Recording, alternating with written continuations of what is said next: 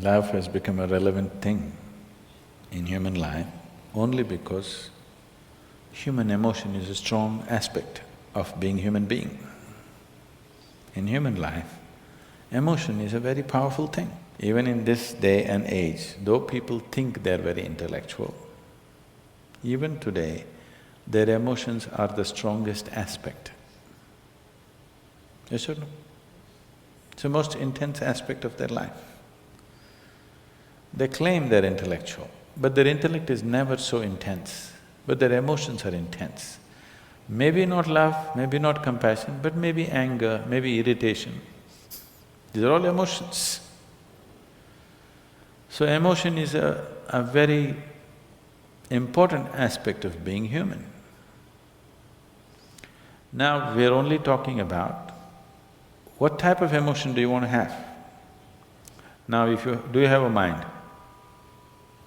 Do you have a mind? Yes. Would you want it to be sharp or dull?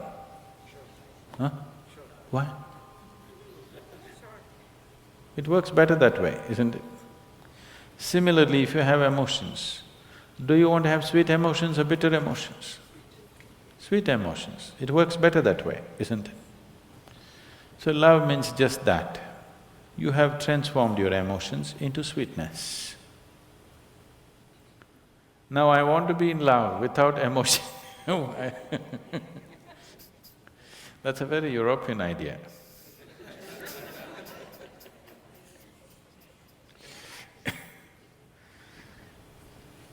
Love is an emotion. It is the sweetness of your emotion which we are referring to as love. If the same emotion becomes bitter, we call it hate. Usually it is the people whom you love that you hate, isn't it? Some time ago you loved them, now you hate them. You don't hate that man who's just walking on the street, isn't it? Some love should have happened and now the coin fell another way and now it's become hate. Yes? So it's just the same coin. If it falls this way, it becomes love, if it falls that way, it becomes hatred. Don't think they're too far away. They're pretty close. One little thing goes wrong, love becomes hate, isn't it? So, how to be in love without emotion? Love is an emotion. Now the choice is only, do you want your emotions to be sweet, pleasant or unpleasant emotions? That's your choice. It's an obvious choice, isn't it? But most people are keeping their emotions bitter most of the time. Bitterness need not necessarily mean they're in active hatred. They're in irritation, they're in agitation. They're in some kind of… fear is also an emotion, anxiety is an emotion. It is in some level of unpleasantness. If you make your emotions very pleasant, then life will be very pleasant. Even today, most people experience as a moment of love as the most profound experience of their life. It is not. But they experience it that way because that is the most intense thing they have touched. That is the deepest dimension of life they have touched is a moment of love. So they raise it to heaven. People are transporting it to heaven. People are talking about divine love. You do not know whether God loves or not. Human beings are capable of love if they're willing. Dog is capable of love. When human beings fail you, you get yourself a dog. If you get a dog, 12-year guaranteed love affair. Yes? Do not underestimate this. You get yourself a dog, every day you come home, what a welcome you get, huh? Your wife, she's no good. One day she's one way, your children, they're not interested whether you come home or go. But your dog, every day, what an excited welcome he gives you. Nobody's capable of this, isn't it? Every day, without fail, he'll never show disinterest in you. is such a boost for you, you know. Dog is love for sure. Maybe it's just a spelling mistake. You know, typos can happen.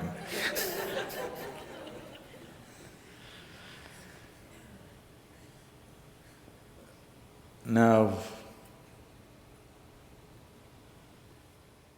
if you made yourself in such a way, nobody around you can love you, then the only succor you have is somebody must love you long distance from there. It's an unfortunate way to live. God loves you, it's the most unfortunate way to live. That means you made yourself in such a way nobody can even look at you. If people around you cannot help loving you, that's a nice way to be, isn't it? You may not be great, maybe at least you're cute. Yes? So, in yoga, we don't look at anything as love, hate, happiness, misery, we don't look at it that way. We just look at it this way. Do you want to be pleasant or unpleasant? If you become pleasant in your body, we call it health. If you become very pleasant, we call it pleasure. If your mind becomes pleasant, we call it peace. If it becomes very pleasant, we call it joy. If your emotions become pleasant, we call it love. If it becomes very pleasant, we call it compassion. If your very life energies become pleasant, we call this bliss. If it becomes very pleasant, we call it ecstasy. If your surroundings become pleasant, we call it success. So, the other names that you give are just leading to confusion. Should I be loving? You don't have to be loving. Just be pleasant in your body, pleasant in your mind, pleasant in your emotions, pleasant in your energies, you will be a wonderful being. If your emotions are pleasant, if somebody comes here, you can share that pleasantness with them. If your emotions are unpleasant, for sure you share that with people, isn't it? Yes or no? So you cannot do something that you are not. If this is feeling pleasant now, it will naturally be pleasant to everything. If this is feeling unpleasant right now, it will be nasty to everything. So instead of seeing how to make this pleasant, you want to be pleasant to somebody. That is being loving. You don't have to be loving. If everything within you has become pleasant, whatever is needed in that moment, you will do. If you need to say pleasant things, you will say that. If you need to say some hard things, you will say that.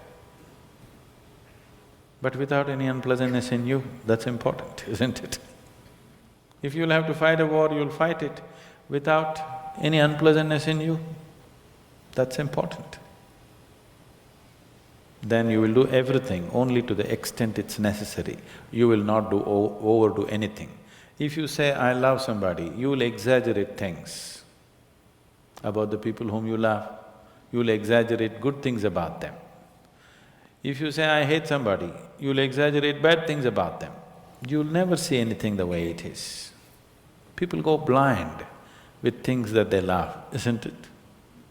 They have no sense, they lose all their sense. If they hate also, they'll lose sense. If you like, you will lose sense. If you dislike, you will lose sense. The doorway of life is in being equanimous, that you're able to see everything just the way it is. Now you are pleasant to somebody not because somebody is nice. You're pleasant to somebody because you are pleasant, that's all. This is more guaranteed.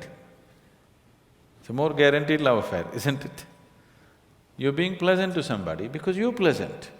If I'm being pleasant to you because you are nice, tomorrow if you're not so nice, something else will happen, isn't it? If you mortgage your pleasantness to something outside of you being pleasant or unpleasant is only by chance. Keeping this one pleasant is your business. If this one is pleasant, with whatever it interacts, it will generate pleasantness. Now you have not managed to make this pleasant, you're trying to be pleasant to somebody, and that is subject to so many things. If you have to be pleasant, they have to be fixed the way you want them. And that's not possible. Nobody can be fixed the way you want them. You're not able to do that even with one person, isn't it? You cannot even fix one person the way you want them, forget about the whole world. The more you try this, the more bitterness and unpleasantness will happen. That is why in the so-called most intimate relationships, maximum amount of unpleasantness happens. So this is because you're trying to do something that you're not. You're trying to be loving when you're not pleasant. When you're feeling bitter, you try to be loving and see it'll destroy you, isn't it? Yes or no?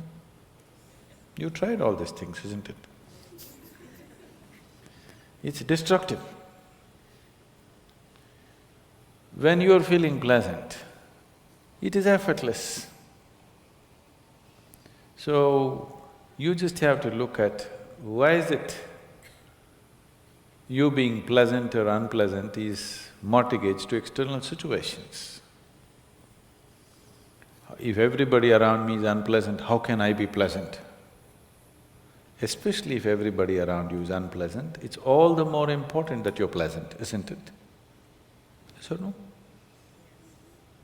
If everybody around you is in a mess, is it not all the more important that you're pleasant? If everybody around you is unhealthy, is it not very important that at least you're healthy, even if you want to take care of them? Is there any logic to everybody is unhealthy, so let me also get sick? What is the logic behind this? So if people around you are unpleasant, it becomes even more important that you're pleasant.